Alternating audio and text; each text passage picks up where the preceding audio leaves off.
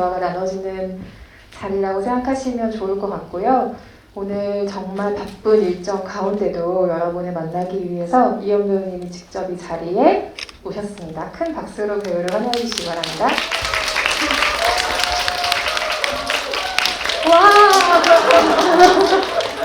와! 안녕하세요. 안녕하세요. 네, 지금 들고 온 게 뭔지 얘기를 좀 해야 될 것 같아요. 이게 뭐죠? 네. 네. 마이클레벨 영화에서 준비해주신 여기에 뭐라고 써있냐면 루키 어워드 이연이라고 써있습니다. 네. 잘 컸어요. 감사합니다. 마이클레르가 선정한 올해 루키가 몇 명 안 되는 거 알고 계시죠? 그 중에 네. 지금 한 분으로 선정해 네, 주셨어요. 아우 너무 영광입니다. 소감을 조금 더 얘기해볼까요, 아. 그래도? 네, 루키로 선정된 소감? 정말 많은 루키들이 있는데 너무 약간 운 좋게 이렇게 감사합니다. 그런 사람은 아닌데 진짜 뭔가 영광이라는 말밖에는 할 수가 없어요. 저 상에 별로 관심 없는 줄 알았거든요, 제 스스로. 근데 오늘 받고 나서 알았어요. 나 상 좋아하는구나. 아까 약간 소리 지르시는 거 제가 본 것 같은데, 네. 상 받으실 때. 너무 디자인도 너무 예뻐서 역시 마이클레는 디자인 예쁩니다. 들어오자마자 상 얘기부터 시작했는데 오늘 오신 관객 여러분들께 네. 일단 인사를 정식으로 한번 하고 시작할까요? 네. 네, 안녕하세요. 배우 이현입니다. 오늘 이렇게 와주셔서 너무너무 감사하고, 네, 영화관이 되게 좋은 것 같아요. 어떻게 보시는 내내 편안히 보셨는지 보셨습니까? 네. 만나 뵙게 돼서 너무 감사하고, 네, 오늘 이런 자리 열어주셔서 또 너무 감사합니다. 네, 감사합니다. 오늘 재밌는, 즐겁고 유익한 시간이 되었으면 좋겠습니다. 감사합니다. 지금 인스타 라이브로도 보고 계신 분들이 계세요. 그래서 인스타 라이브의 댓글창에 혹시 이현 배우에게 궁금한 점들을 남겨주시면 제가 이따가 전달을 좀 받아가지고 이야기를 같이 나눠보려고 해요. 그래서 라이브 보고 계신 분들 중에서도 궁금하신 게 있으신 분들은 질문을 남겨주시면 좋겠고요. 일단 어떻게 지냈어요? 요새 되게 바쁘죠? 계속 촬영을 이제 다른 촬영들을 계속 진행을 하고 있었고, 그래서 이제 오늘도 참 너무너무 오고 싶었는데 그걸 이제 빨리 결정을 하지 못하고 있었어서, 근데 이렇게 오게 돼서 너무너무 다행이고 감사합니다. 또 그렇습니다. 요즘 계속 촬영하면서 지내고 있어요. 네, 열일. 찍고 있는 작품이 아마도 곧 공개가 되긴 하겠지만 어쨌든 좀 길게 지금 여러 억지를 찍고 있죠. 네, 곧 아마 어떤 작품에 어떤 역할로 출연하는지 그 소식을 들으실 수 있으실 거예요. 근데 오늘 이 자리에서 말씀드리기 조금 어렵지만 어쨌든 지금 시간을 쪼개서 굉장히 열심히 촬영 중인 이현 배우를 모셨습니다. 오늘 상영한 영화는 절의 고도예요. 이게 부산국제영화제와 서울독립영화제에서 공개가 됐었고, 그리고 오늘 보시는 마리클레르 영화제에서 영화가 공개가 됐는데, 촬영의 순서는 이 작품이 먼저인데 가장 최근에 소년시판이 공개가 됐기 때문에 지금 굉장히 많은 사람들에게 화제작으로 이야기가 되고 있는 작품이고, 덩달아서 이현 배우에 대한 관심도 굉장히 높아진 시기예요. 소년심판이 공개된 이후에 어떤 변화들을 좀 체감을 하고 계세요? 사실 진짜 솔직하게 말씀드리면 뭔가 촬영을 하느라 막 엄청 큰 변화, 제 인생에 뭔가 큰 변화가 생겼다거나 그런 걸 느끼지는 못하고 있는데, 사실 인생에 큰 변화가 있지도 않았으면서도 좋겠으면서도 그냥 요즘 가장 많이 느끼는 거, 이렇게 관객분들이 요즘 그 이야기를 많이 듣고 있어요. 그 전 작품들을 보고 계시다고. 그래서 그게 되게 뿌듯하기도 하면서, 그냥 배우로서 가장 뿌듯한 건 제가 나온 작품들을 어떻게 다시 찾아봐 주시고 그런 게 가장 뿌듯하기도 하고, 오늘 이렇게 찾아와 주신 것도 너무 뿌듯하고 그렇습니다. 네. 처음 만났던 게 생각이 나요. 전주국제영화제에서 그 박정범 감독의 파고라는 영화로 우리가 제일 처음 만났었죠. 그래서 아주 풋풋한 모습으로 그 자리에 오셨던 기억이 있는데 몇 년 사이에 진짜 많은 변화들이 있었어요. 많은 작품을 또 촬영을 하고 많은 사람들에게 영화도 공개되고 본인의 이름을 알릴 수 있는 플랫폼도 많아지고 최근 몇 년을 돌아보면 좀 정신없이 흘렀다라는 생각도 들 것 같아요. 네, 뭔가 사실 제가 상업 작품을 많이 하지는 않았어서 뭔가 그냥 소소하게 외부에서 봤을 땐 되게 소소한데 저는 되게 열심히 최선을 다해서 일을 계속해서 쉬지 않고 하기는 했거든요. 그래서 뭔가 진짜 바쁘게 촬영을 했고 그때마다 나오는 결과물들이 또 너무 뭔가 잘 하고 있다, 잘 마음에 든다 하는 작품들 속에서 잘 하다가 어떻게 이렇게 더 많은 분들이 볼 수 있는 플랫폼에서 또 제가 너무 좋아하는 작품으로 찾아뵐 수 있어서 너무 좋았고 계속 열심히 해왔지만 앞으로 더 바쁠 것 같고 바빴으면 좋겠습니다. 지금이 좀 본격적인 시작점, 레이스 앞에 완전히 서 있다는 느낌도 좀 강하게 드는 시기일 것 같고요. 네. 근데 영화 같은 경우는 찍은 다음에 뭐 OTT나 다른 것도 마찬가지지만 시간이 좀 많이 흐른 뒤에 영화가 공개되는 경우들이 있잖아요. 그래서 배우들도 그렇고 뭐 감독도 그렇고 만든 사람들한테는 그 영화에 처음에 참여하면서 느꼈던 감정과 이 영화가 막상 공개될 때 감정이 되게 달라지는 경우들도 있는 것 같아요. 절의 고도 같은 경우는 어때요? 처음에 이 영화를 만났을 때 본인이 갖고 있는 인상과 지금 이 영화에 대해서 생각하는 인상이 좀 달라진 게 있을까요?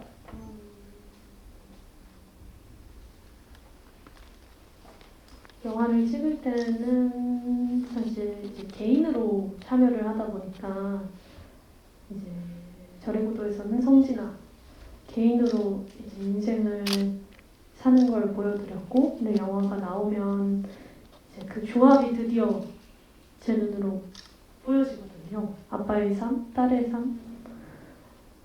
뭔가 사실 찍을 때는 되게 따뜻함은 못 느꼈었어요. 영화 이 작품 절의 고도를 찍을 때는 그런 따뜻함을 느낀 건 거의 영화 후반부에 아빠와 대화가 많아지면서 그래도 되게 그 가족 안에서 어떻게 그런 끈끈함을 느꼈었는데 영화가 제가 실제로 이렇게 딱 마주했을 때는 제가 생각했던 것보다 되게 따뜻함이 많이 느껴지더라고요, 영화에서. 그래서 그리고 사실 저희 영화 제가 찍을 때는 웃기진 않겠다. 그러니까 뭔가 재미가 있진 않겠다 이 생각이 있었어요. 뭔가 메시지가 있고 삶을 약간 통째로 갖고 온 영화여서 보면서 약간 보시는 분들마다 어떤 느낌들이 다 다를 것 같은데 공통적으로 재미를 느끼시진 못하겠다라는 생각을 했었는데 보면서 저는 좀 웃었던 부분이 되게 많거든요. 특히 아빠 친구 나올 때 그래서 이거 재밌네 이 생각도 했었습니다. 네. 아마 그렇게 본인만의 유머 코드를 발견하시는 관객분들도 많으실 거예요. 네. 보통 그리고 강아지가 등장하는 영화는 그 강아지의 귀여움에 기대가는 장면들이 의뢰 있기 마련인데 이 영화는 그것도 없더라고요. 강아지에게 기대지 않는 영화이기도 했어요. 근데 어떻게 보면 영화 전체가 그 박정원 배우가 연기하는 윤철이라는 사람의 좀 수행의 과정처럼 보이기도 해요. 그래서 거기에서 그 사람이 바라보고 그리고 그에게 깨달음을 주는 사람들과 만나고 헤어지고 다시 만나서 깨달음을 얻고 이런 과정들처럼 저는 영화가 보이기도 했는데 그렇기 때문에 이 사람이 딸 진아와의 관계에서도 좀 새롭게 깨닫는 과정이 있는 여정으로 영화가 보이기도 해요. 근데 보통 배우들이 시나리오를 읽고 캐릭터를 분석하고 할 때 본인이 소화해야 되는 그 역할이 이 영화 전체에서 어떤 역할을 할 수 있을까? 어떤 기능을 가지게 될까? 이런 고민들을 당연히 하게 되는데 이 진아라는 역할은 영화 전체에서 좀 어떤 기능을 하는 캐릭터라고 생각을 했나요? 사실 이제 윤철과 데뷔되게 사실 이제 영화에서 나오다시피 윤철에게는 윤철의 꿈을 뺏은 딸처럼 보이기도 하는데 사실 그냥 사람이 이렇게 태어나서 그렇고 저도 그렇고 뭔가 판타지 같잖아요. 절에 들어가서 수행을 한다는 게. 근데 윤철은 현실에 있거든요. 현실에서 수행을 하고 있고 딸 진아는 뭔가 보았을 때 판타지처럼 수행을 하고 있지만 사실은 도시에 나와 있는 아빠와 절에 들어가 있는 딸 둘 다 데뷔되면서도 같은 부분에 같은 시간을 살면서 딱 비교가 되는 인물이라고 생각을 했어요. 그 비교가 되는데 끊임없이 연결되고 싶어하는 그런 관계? 네.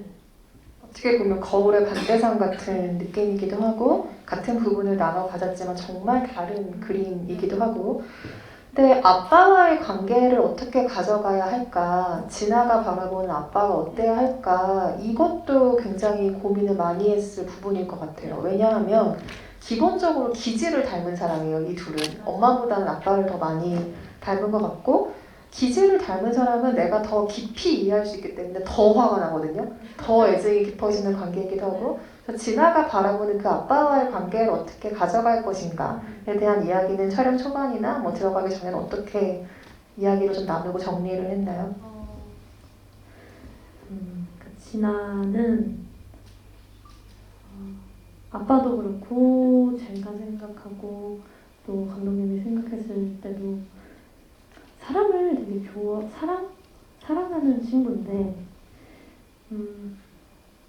왜 살아가다 보면 되게 많은 원치 않는 일들도 생기잖아요. 뭐 그게 부모님의 영향이 됐든 학교에서 어떤 일이 되었든 근데 이 진아가 자기랑 가장 닮은 사람이 아빠인 걸 본인도 알고 있거든요. 엄마보단 아빠를 닮았고 근데 내가 너무 사랑하는 우리 아빠가 일도 그만두고 뭔가 할 일 없이 하루를 보내는 것 같고 근데 나도 학교에서 뭔가 현재 최악의 상황을 겪고 있고 근데 사람은 너무 좋아하고 뭔가 아빠한테 무언가를 얻고 싶었지만 얻을 만한 상황은 아니라는 걸 알았고 이런 진아가 이런 상황에서 결국 자기를 사랑하고 싶고 그리고 자기를 사랑하는 게 아빠를 사랑하는 일이라고 생각했다고 느꼈어요. 그래서 아빠를 탓하고 엄마를 탓하고 뭐 친구들을 탓하고 어떤 상황을 탓하기보단 내가 나를 위해서 어떤 시간을 가져야 내가 진짜 사랑한다는 것을 표현할 수 있는지에 대한 고민을 하는 친구라고 생각을 했고 그래서 탓하기 이전에 본인이 스스로 깨달아야 한다? 그거를 좀 상황 때문에 알게 된 친구라고 생각했어요. 그러니까 아빠를 정말 사랑하는데 표현을 할 수 없는 모든 상황에 그것을 탓하기보다는 내가 깨야겠다. 네. 그 마음을 이해하는 게 쉽지 않았을 것 같아요. 왜냐하면 사람들은 기본적으로 누군가를 미워하고 이해할 수 없는 생각을 가지면 그게 나의 시각을 바꿔야겠다라기보다는 되게 자기 파괴의 충동 같은 걸로 나오거든요. 그래서 저는 처음에 이 영화에서 진아가 처음 등장할 때까지만 해도 줄거리 상으로는 알죠. 수행자가 될 거라는 걸. 절로 들어갈 거라는 걸 알지만 자기 머릿속이 쓰레기통 같다고 말하는 저 아이가 본인을 사랑하는 과정을 택하기보다는 본인을 파괴하는 과정을 택하기가 사실은 쉬울 텐데 쉽지 않은 길을 가는 캐릭터라는 점에서 배우가 정말 깊은 공감과 이해가 필요했겠구나라는 생각도 들었어요. 보면 진아의 가족 이야기가 그래도 은근슬쩍씩 계속 나오거든요. 근데 어쨌든 아이가 갑자기 소녀심판이랑도 이어지는데 아이가 차츰차츰 겹겹이 어떤 선택들과 방향성을 정하는 데 있어선 환경이 참 중요하다고 생각을 하는데 보면 아빠의 엄마 아빠 그러니까 할머니 할아버지도 이제 산골에서 되게 평화롭게 자연스럽게 사셨고 아이의 눈에는 아마 그렇게 보였을 것 같아요. 아빠가 본인의 부모님을 어떻게 생각했는지 모르겠지만 할머니 할아버지는 산에서 뭔가 자유롭게 사는 사람처럼 보였을 거고, 엄마는 너무 유능한 엄마여서 이렇게 보다 보면 아이를 이렇게 잡는 엄마로는 전 전혀 안 보여요. 하고 싶은 거를 시켰고, 그래 저는 엄마도 그랬기 때문에 아빠를 만났다고 생각을 했어요. 그림 그리는 아빠를 만났고. 근데 진아에게 이런 환경에서 가장 충격적이었던 게 아빠의 아마 선택들이 아니었을까? 그래서 더 괴로웠을 거고, 이렇게 자유롭고 뭔가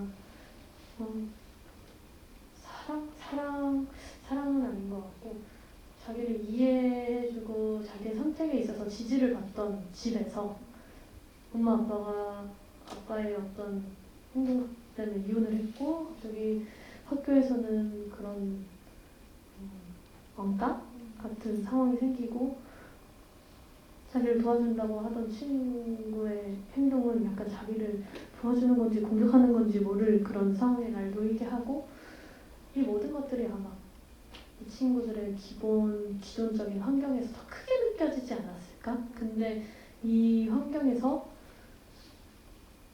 이 친구는 지금까지 해왔던 선택들이 있으니 아마 그 선택으로 갈 수 있지 않았을까라는 생각을 합니다. 거기에서 아까 말했던 판타지라는 단어가 네. 적합한 것 같아요. 그러니까 우리도 그냥 장난으로 말은 누가 못해요. 뭐 다 때려치고 정자 들어가고 싶다 뭐 이런 얘기를 하지만 실제로 할 수 있는 사람은 없잖아요. 그래서 그런 말하자면 대리만족? 말하자면 내가 가지 않은 어떤 길에 대한 생각도 우리가 진아라는 캐릭터를 통해서 하게 되는 것 같기도 하고요. 재미있는 건 그거였어요. 그러니까 아빠와 딸의 관계로 시작을 했는데 이게 도맨이라는 수행자가 되면서 거사와 수행자가 된단 말이죠. 그러니까 아빠와 딸이라는 관계를 벗어나서 처음으로 이 둘은 사람 대 사람으로 서로를 대하게 되는 거예요. 근데 이 경험에서 받은 생각들이 있을 것 같아요. 그러니까 물론 연기지만 관계를 다 떼고 정말 사람을 사람으로 바라본다는 것에 대한 생각을 좀 깊게 하게 되지 않았을까 싶어요. 그러니까 저도 살다 보면 우리 모두 되게 어떤 관계 속, 그러니까 나를 보는 어떤 타이틀이 정해져 있는 것 같아요.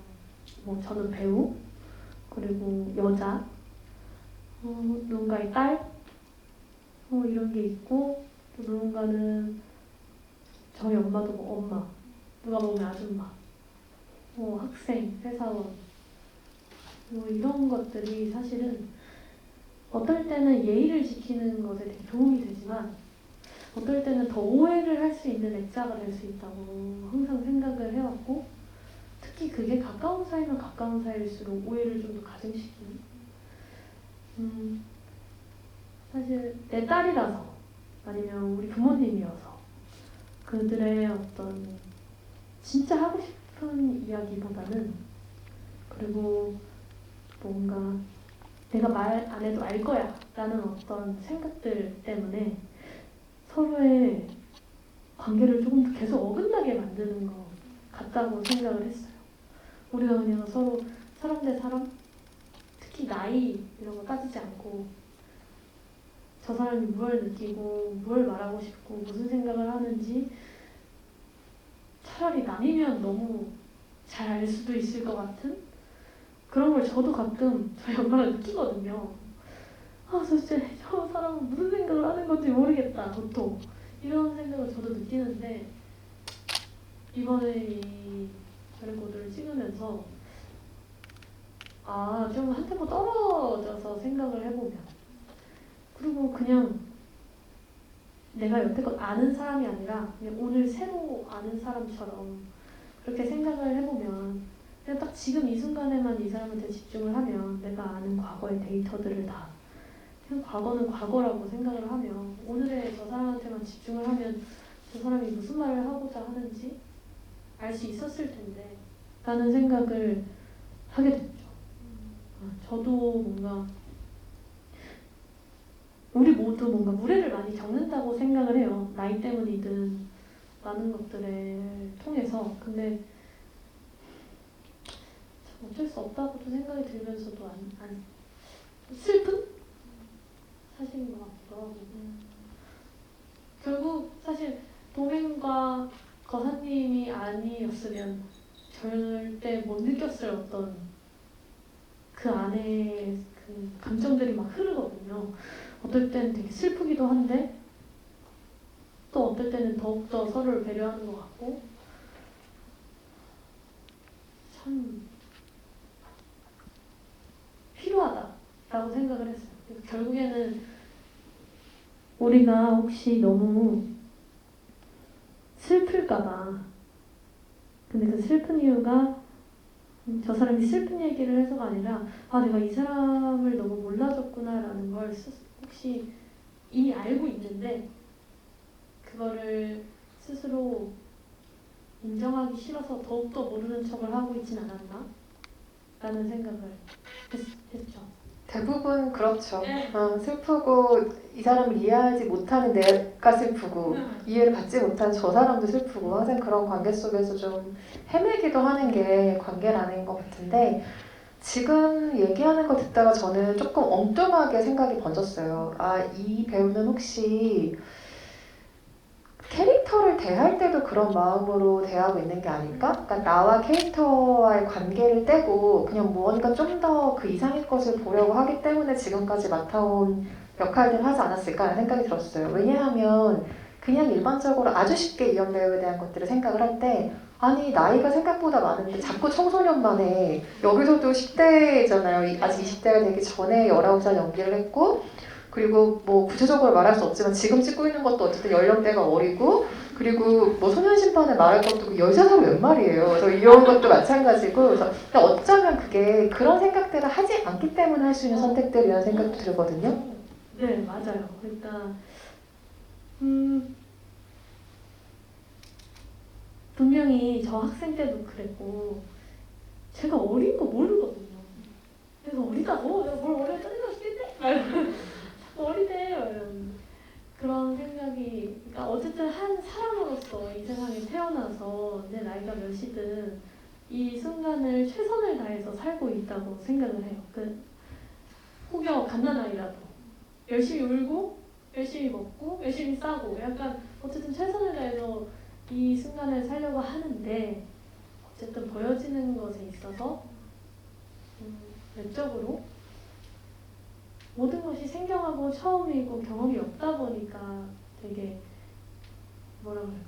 날 것들이 존재하는 것이지 다듬어지지 않은 또는 누군가를 배려하지 못한 행동들이 조금 더 많을 뿐이지 사실은 누가 태어나서 나이가 어떻든 잘 살고 싶지 어떻게 이 순간들을 못 살고 싶겠나라는 생각을 하면서 사실 그 학생 역할을 항상 하고 있지만 그 역할을 할 때 특별히 나이를 생각하면서 그 외적인 어떤 행동들을 제외하고 나이를 생각하면서 어떤 성향이나 기질을 다르게 변형시킨 건 없었던 것 같아요. 그냥 한 사람으로서 이 친구가 현재 지금 무엇을 중요하게 생각하고 있고 어떤 상황에 놓였고 무엇을 살아가고 있는지가 가장 중요하게 생각해서 캐릭터를 분석을 하고 이제 제일 마지막에가 이제 외적인 버릇을 챙긴다든지 그런 것 같아요. 진짜 제일 마지막인 것 같아요.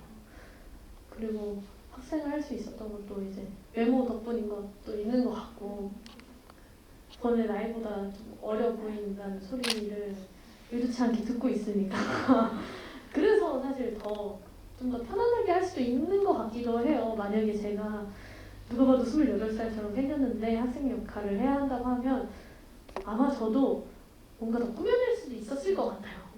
누군가를 믿게 하기 위해서. 근데 이제 주변에서 자꾸 어리다 하니까 제가 마음을 놓고 있는 걸 수도 있는데 마음을 놓고 뭐 그럼 이렇게 해도 어리게 보이겠구나 하면서 다른 사람들보다 조금 더 그런 외적인 고민은 하지 않았을 수도 있는데 하여튼 뭔가 나이 때문에 다르게 캐릭터를 분석한다거나 그러지는 않았다. 네.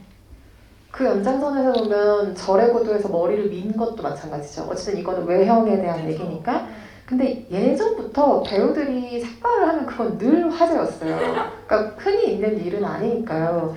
근데 또 어떻게 생각하면 그건 어떤 의미에서는 조심스럽게 얘기하는 거지만 배우에 대한 예의가 아닌 거예요. 왜냐면 배우는 무엇이든 될 수 있는 존재고 자기가 가지고 있는 것들을 활용하는 게 그 사람들의 직업이잖아요.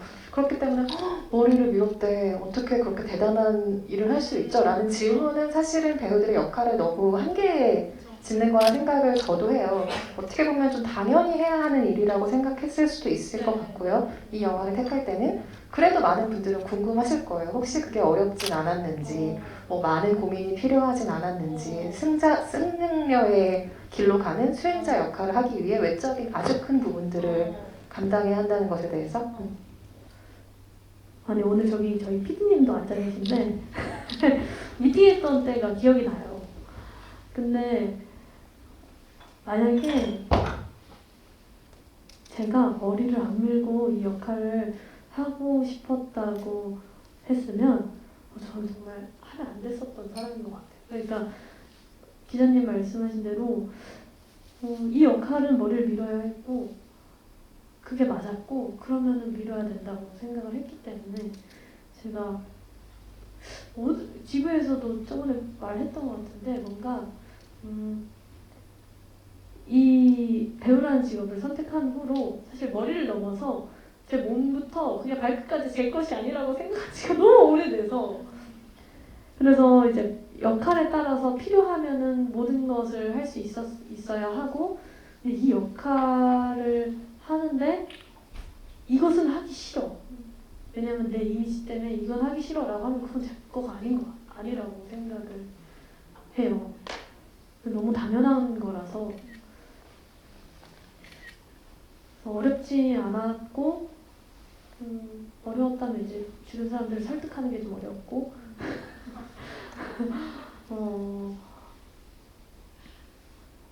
네 그냥 당연히 밀었어야 한다. 만약에 제가 못 밀었으면 아마 다른 배우분이 와서 밀고 하셨을 거예요.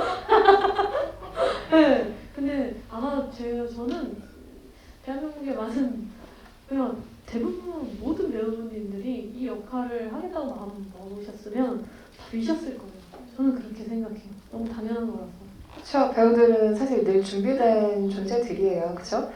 근데 유독 헤어스타일에 많은 변화가 있긴 하잖아요. 이 영화 안에서도 그 초록색 어떻게 한 건지 모르겠는 그 헤어스타일을 한 뒤에 머리를 밀기도 하고 뭐 이 다음에 오디션을 봐서 참석한 작품이기 때문에 그 뾰족뾰족한 머리로 소년심판의 백성을 연기할 수 있었고 또 다른 데서는 또 굉장히 다른 헤어스타일들을 보여주기도 하고 그래서 이거는 약간 그냥 가벼운 질문이긴 한데 그냥 본인의 취향은 어떤 스타일에 제일 가까워요? 원래 나에게 가장 잘 맞는다고 생각하는 헤어스타일은?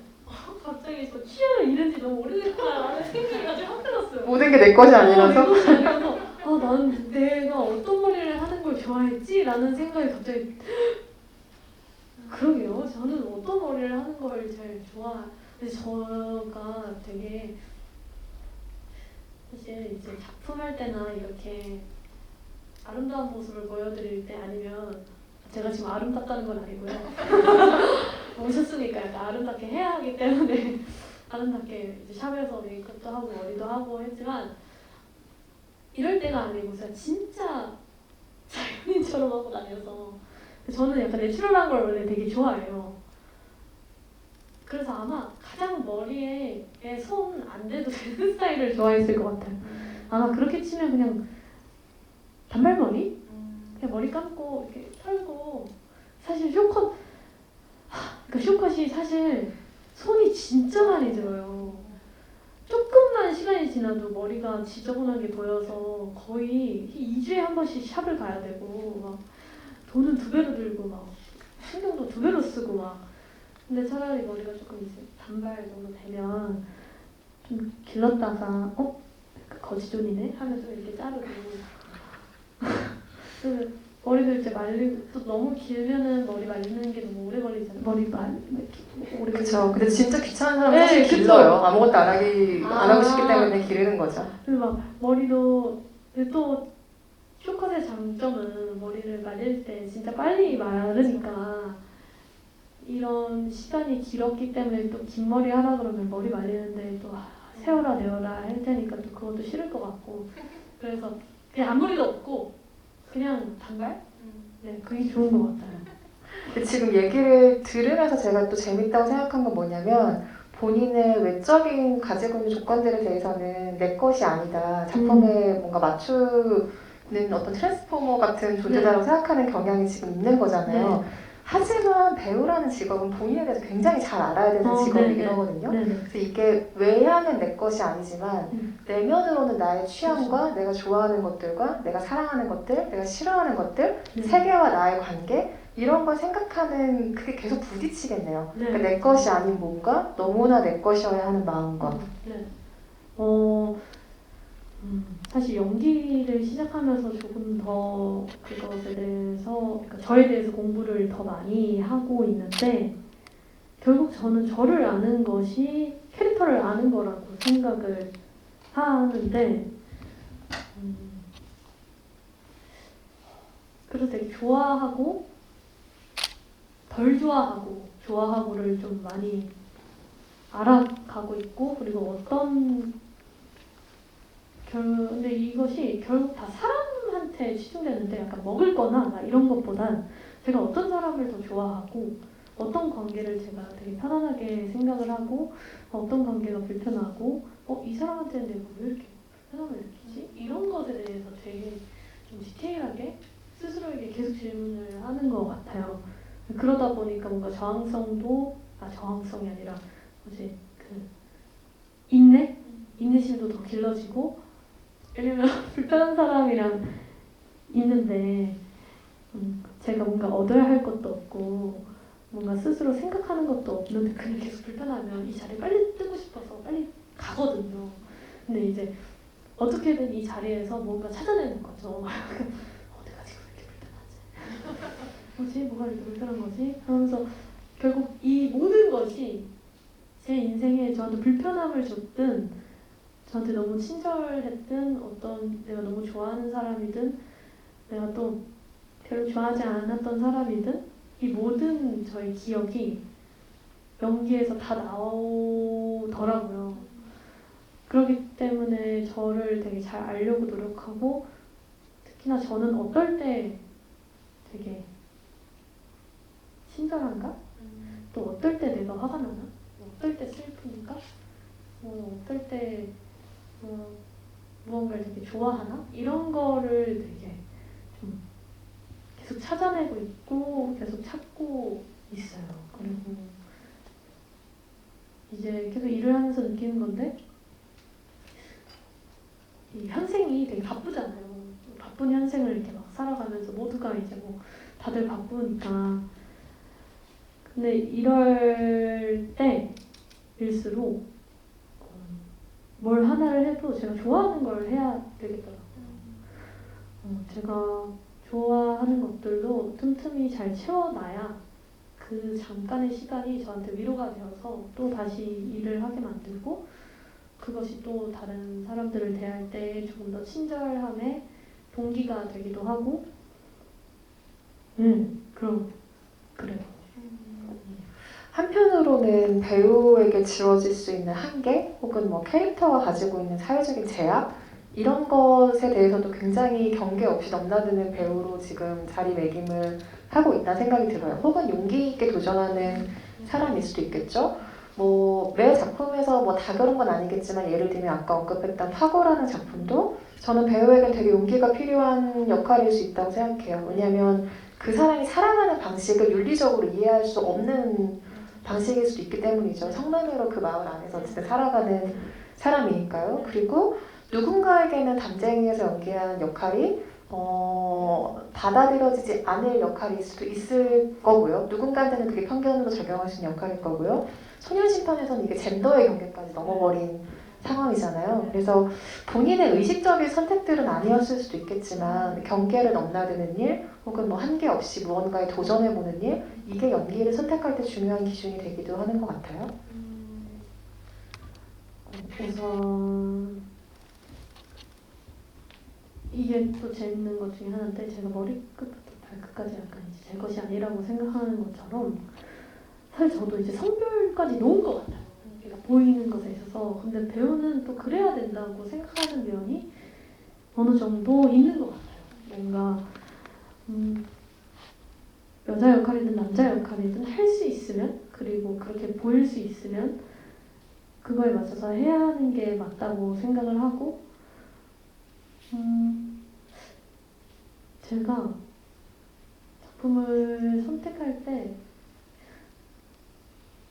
좀 의식적으로 그렇게 선택을 하는 것도 있어요. 뭔가 제가 똑같은 시간을 써서 똑같은 촬영을 한다고 하면 조금 더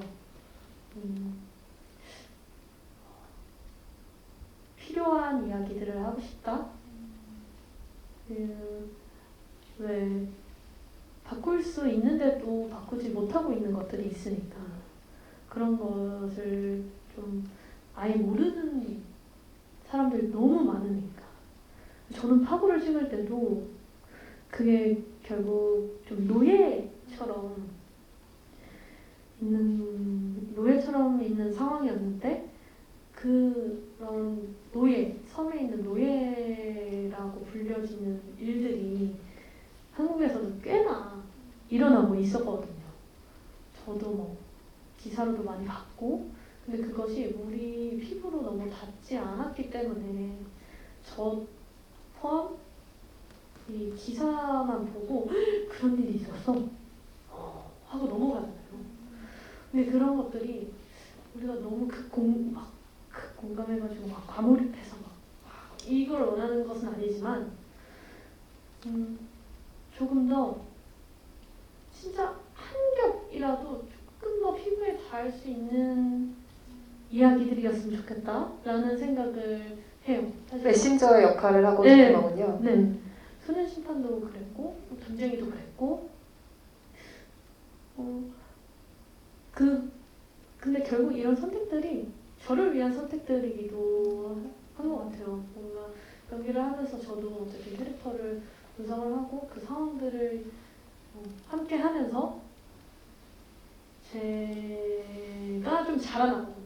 제 안에 있는 것들이 자라나고 사실 제가 그래서 이 일을 하지 않았으면 제가 어떤 사람이었을지 되게 궁금해요. 그러니까 저도 연기 일을 하기 전에는 그냥 제 거 아닌 거에 관심이 별로 없었거든요. 근데 그게 당연했어요.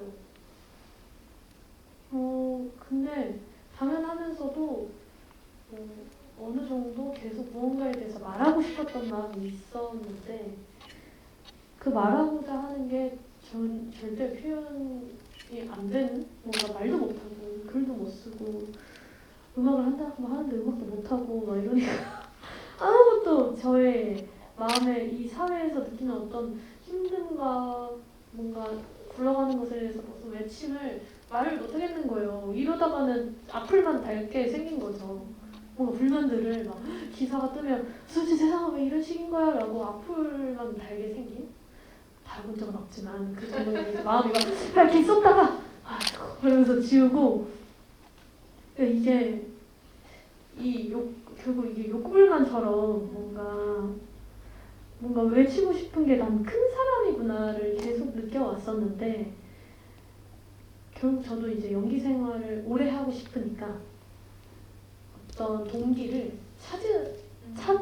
찾다가 찾은 것 같아요. 저도 막 사실 연기 시작하고 맨 처음부터 난 이렇게 할 거야 이러면서 이렇게 한 건 아니고 저도 이제 이것도 해보고 저것도 해보고 이러다가 연기는 재밌는데 뭔가 공허한 거죠.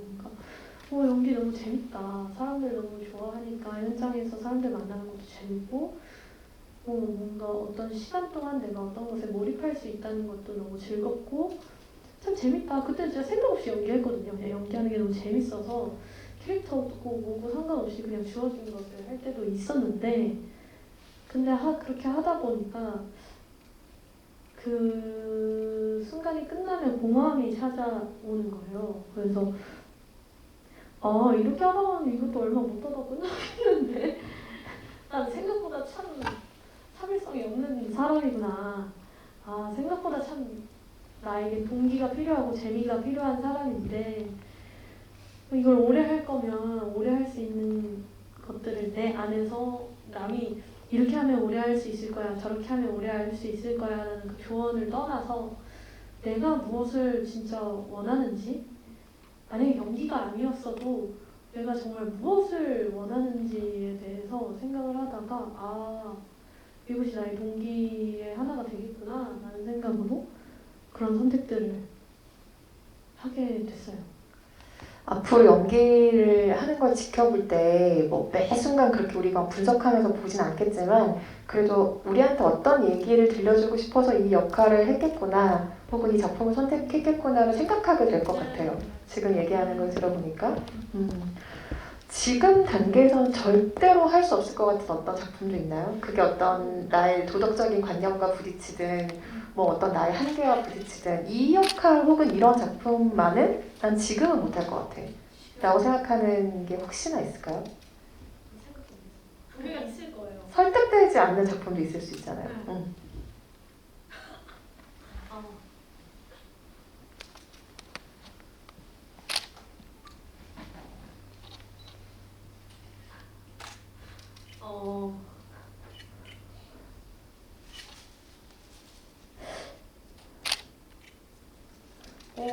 있긴 한데 이걸 어떻게 표현해야 될지 모르겠네요. 있어요, 있는데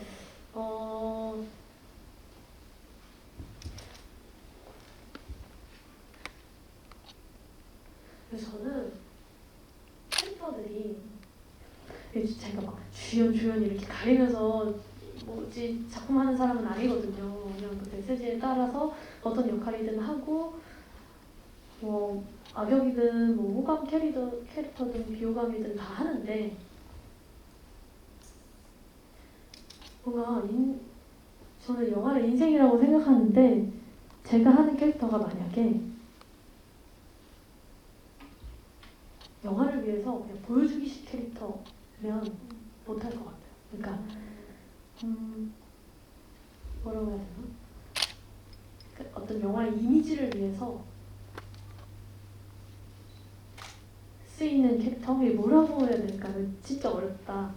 그러니까 캐릭터가 어떤 누군가의 삶을 보여준다기보다 그냥 정말 기능적으로 이미지로 소비되거나 이런 캐릭터는 못할 것 같다. 저는 제 인생에서 잠깐 스쳐 지나가신 분들도 되게 유의미하다고 생각을 하거든요. 그러니까 저는 되게 좋아하는 글들은 그런 잠깐 나오는 캐릭터도 되게 유의미하게 써주시는 감독님들이 있어요. 정말 많으시고 그런 캐릭터라면 좀 잠깐 나와도 하는데 그런 게 아니라 그냥 너무 무의미하게 내 영화를 위해서 이건 있어야 해 이런 캐릭터 그거는 하고 싶지 않은 것 같아요. 그냥 그러면 저는 이 영화를 위해서 사용되지 않겠습니다 라고 생각을 하게 되는 것 같아요. 근데 아직 사실 그런 영화를 만들지는 못했는데 어쩌면은 제가 이런 생각을 갖고 있어서 회사에서 아예 보여주지도 않는 걸 수도 있을 것 같아요. 들어왔는데 이건 연희가 안 할 것 같아. 안 되겠다 이러고. 네. 혹시 이 자리에 이연 배우를 언젠가 캐스팅하고 싶은 마음으로 오신 분이 계시다면 참고하시기 바랍니다. 네. 그런 역할을 하지 않겠다고 합니다. 제가 거절하는 거 되게 미안해해가지고 불편한 상황이 생길 수도 있으니까 참고해주세요. 머리부터 발끝까지 자기 게 아니라고 생각하긴 하지만 그런 역할은 싫다고 합니다. 저는 유의미하고 싶어요. 관객 여러분 혹시 이연 배우에게 궁금한 점 있으시면 질문해 주시면 좋을 것 같은데요. 궁금한 점 있으신 분은 손을 들어주시기 바랍니다. 질문하고 싶으신 관객분 혹시 계신가요? 용기를 네. 저희가 마이크가 없어서 큰 소리로 해주셔야 됩니다. 배우님의 학생 역할을 되게 많이 하고 계시고 앞으로도 하신다고 하시는데 배우님 어렸을 때 어떤 학생? 진짜 예리한 질문이에요. 혹시 뒤에 들으셨어요? 그러니까 학생 역할을 많이 하는데 실제로 어떤 학생이었냐라는 아주 복잡하고 미묘한 질문을 저 관종이었어요. 관종. 그러니까 저는 진짜 관종이었던 것 같아요. 그러니까 사람 되게 좋아하는데 저한테도 막 혼란의 시기가 있었는데 사람을 너무 좋아하는 거예요. 어릴 때도. 근데 사실 사람을 좋아했구나는 제가 다 커서 안 거고 당시에는 친구들이 되게 좋은데 그게 자존심이 상했던 것 같아요. 내가 내 친구들 좋아하는 그러니까 내가 이 사람들에게 관심 받고 싶고 막 이게 나만 좋아하는 것 같아서? 아니면 모르겠어요. 그냥 되게 혼란의 시기였는데 너무 창피해.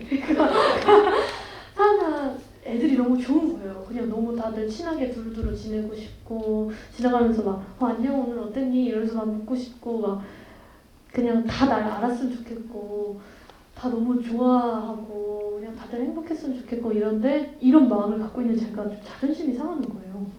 난 좀 도도했으면 좋겠는데. 이게 그러니까 난 아무 짓도 안 해도 약간 그랬으면 좋겠다라는 그런 마음이었는지 그래서 그런 그 혼란 사이에서 막 저도 테스트라고 하는 건 아니고 저도 모르는 짓을 막 하는 거죠. 막 친구들한테 이렇게 친절도 해봤다가 까칠도 해봤다가 그러다가 막 조금 좀 그 뭐라 그러죠?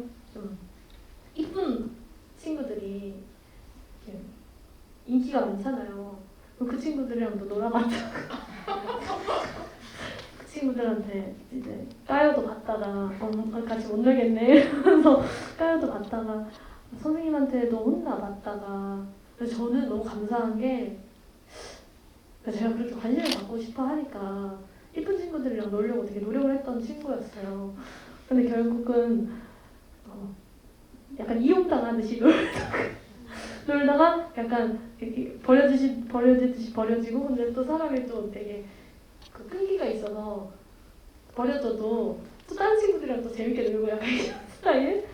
근데 왜 뭐 이렇게 학교 다니다 보면 꼭 제가 막 성인군자로 태어나가지고 단 한 번도 사고를 치지 않고 이렇게 산 사람은 아니에요. 저도 뭐 친구를 때리거나 그러진 않았는데 다급한 손사래가 나와. 친구를 막 때리거나 돈을 갈취하거나 막 이런 건 절대 아니고 어쨌든 소소하게 왜 뒷담을 깐다거나 또 뒷담 까는 걸 듣는다거나 왜 그런 사건들이 되게 많잖아요. 학교 다닐 때. 그럼 막 분노해가지고 너가 나한테 그랬니? 이렇게 가가지고 하고 안 그랬다 그러면 안 그랬니? 잘못 들어놨다.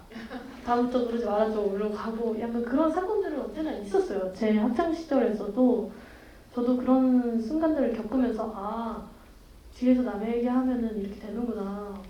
혼나는구나. 이걸 느끼면서 커서 어른이 돼서 뒷얘기는 하지 말아야지 하는 어른이 되었고 선생님들한테 혼나기도 많이 혼났고 그래서 저는 그 모든 순간들이 너무 고마워요. 그러니까 저랑 같이 놀아줬던 친구들한테도 고맙고 저를 버렸던 친구들한테도 고맙고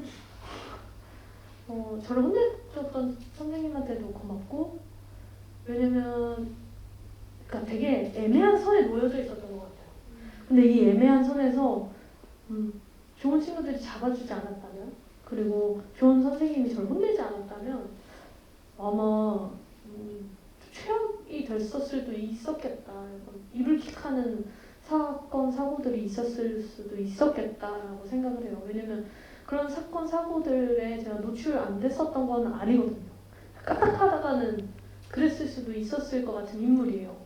근데 혼나면서 컸고 너무 좋은 친구들이 나중에는 약간 잡아주기도 했고 그래서 그런 혼란의 시기를 막 알다 보니까 제 안에 있었던 혼란의 시기와 그리고 또 솔직해졌던 시기들이 있다 보니까 그래서 그 학생역할 하는데 더 도움이 되는 것 같기도 해요.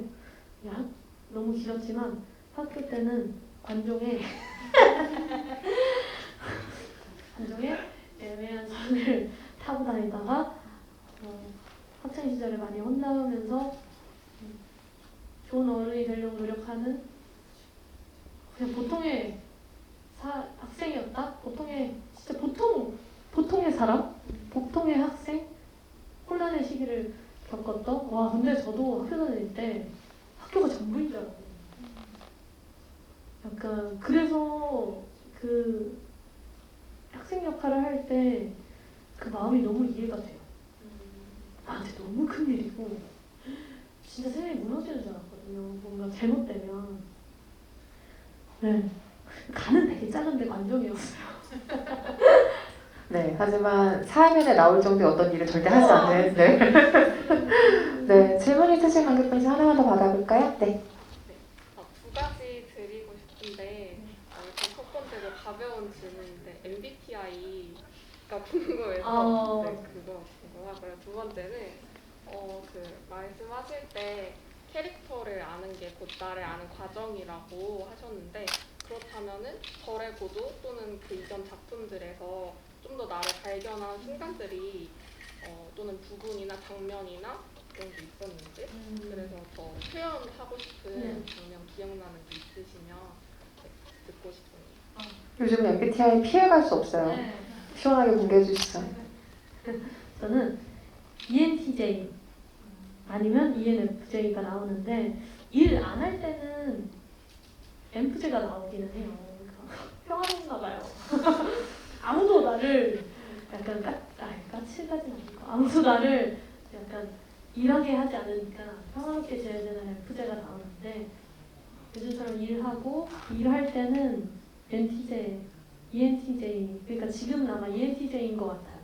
바뀔 수도 있지만. 네, T랑 F랑 왔다 갔다 하더라고요. 근데 그게 뭐 퍼센테이지가 있다고 하던데 그냥 그 퍼센테이지가 약간 되게 비슷해서 왔다 갔다 계속 하는 것 같고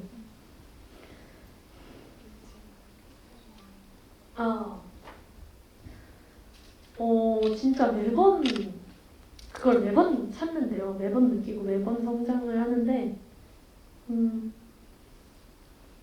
특히 절의 고도에서는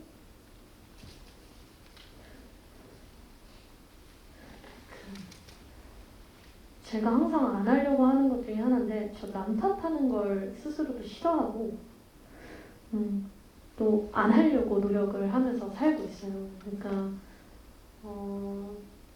근데 이걸 이제 진아한테 좀 배운 건데 사실 어떤 사건 사고가 원치 않는 사건 사고 나는 되게 억울한 사건 사고들이 우리 모두에게 존재하잖아요.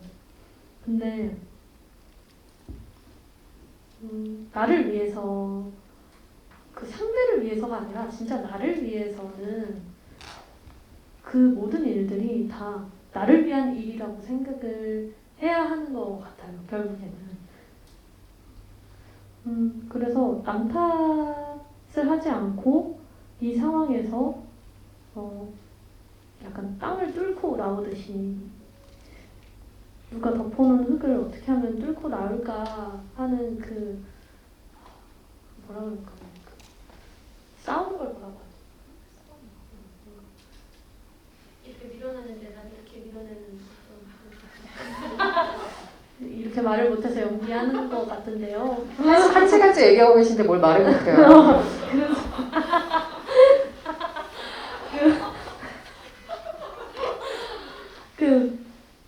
그런 저항력? 날 힘들게 하는 것에 대한 저항성을 어떻게 하면 긍정적으로 찾아낼지에 대한 근데 그 선택이 누가 봤을 땐 제가 저항을 하다가 진짜 이겨내려고 한 선택이 누가 봤을 땐 미친 짓이라고 할 수도 있거든요. 무슨 저런 짓을 해? 이럴 수 있는데 그게 나를 위한 거면 전 해야 한다고 생각해요. 남들은 상관없이. 근데 그게 남을 해야 하는 일이 아닌 일로 나를 위한 선택은 해야 한다. 근데 그거를 그리고 또 하나는 우리 사람이 내가 관계 속에서 살고 있고 관계 속에서 성장을 하지만 누구에게나 개인적인 어떤 고독의 시간은 필요하다. 그 시간을 서로 이해해주고 배려해줘야 그 사람이 또 하나의 성장하는 시간이 될 수 있다라는 걸 절에고도에서 많이 느꼈고 이렇게 매 작품마다 이런 걸 느껴요. 근데 제가 항상 작품을 하면서 가장 크게 느끼는 건 왜 작품에서는 항상 사건 사고가 일어나잖아요. 근데 대부분의 사건 사고는 주인공이든 원치 않는 사건 사고예요. 원해서 만드는 사건 사고가 아니라 갑자기 그냥 일어나 버리는, 나를 덮쳐버리는 사건 사고, 그게 사람이 됐던 재앙이 됐던 진짜 원치 않는데 그 사건 사고가 일어나잖아요. 그런 것에 있어서 이게 잔인하게 들리지 않았으면 좋겠는 말인데,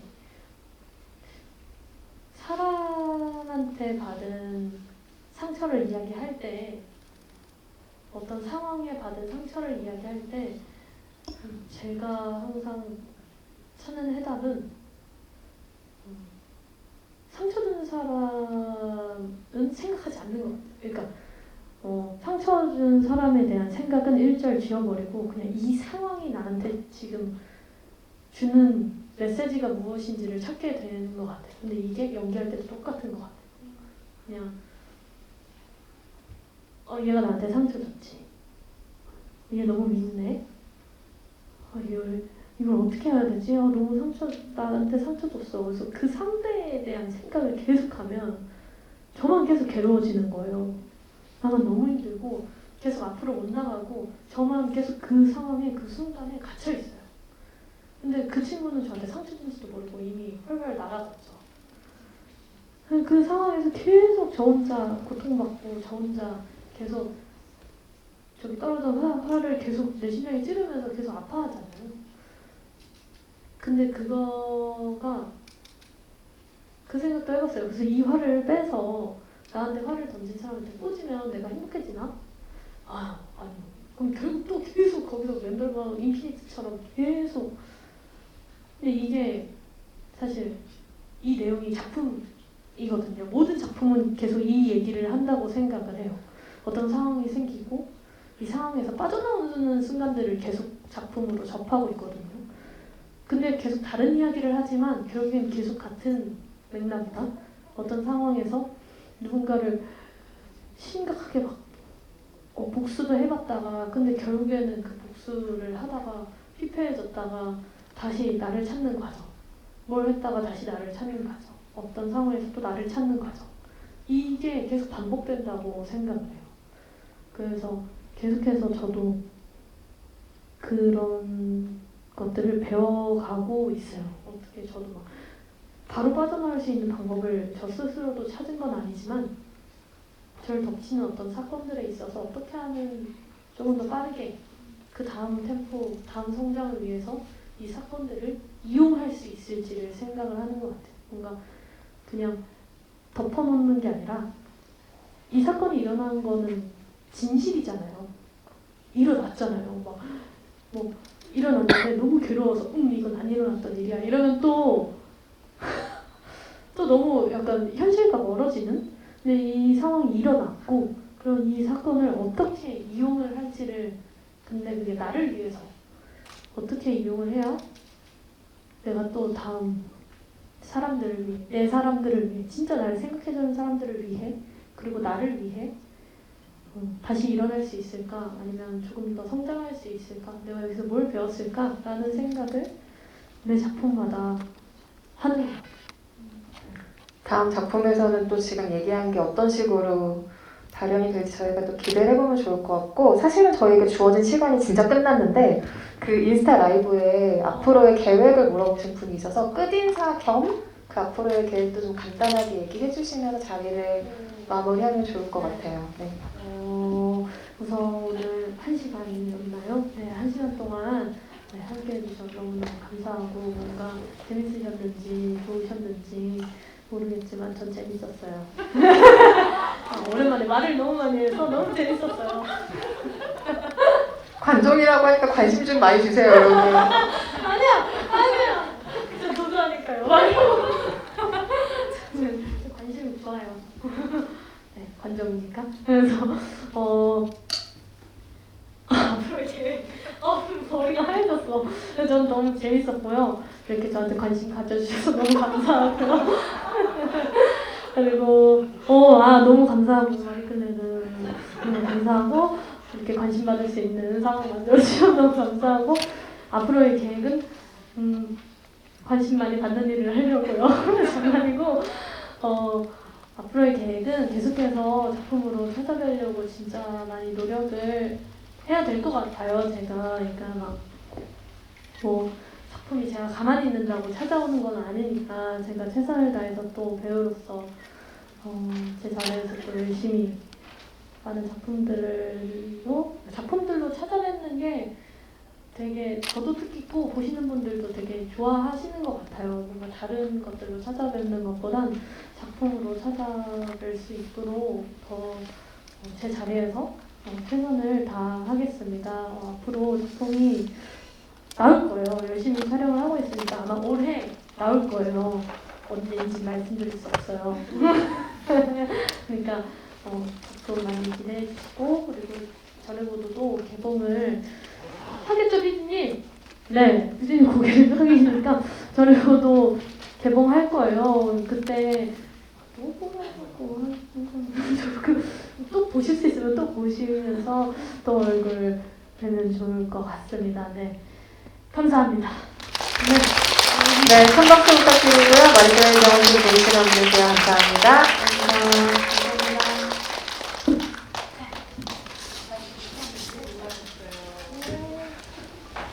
저희 간단하게 안내 방송 드릴 건데 그 배우님이랑 혹시 뭐 사진 촬영이나 이런 거 원하시는 분들은 여기가 지금 다음 상영이고 시작이 될 거라서 죄송하지만 네, 나가셔가지고